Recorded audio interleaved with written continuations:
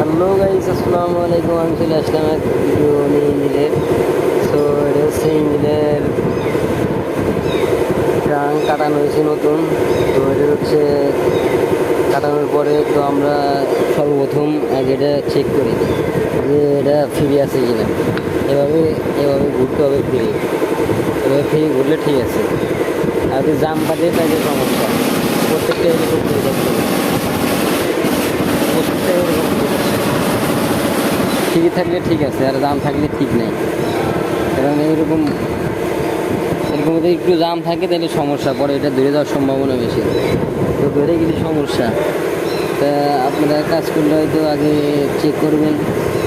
অনেকে আছে দেখা যাচ্ছে ইঞ্জিন বাজার পরে কানেক্টিং ধরে যায়, এরকম ফ্রি থাকতে হবে।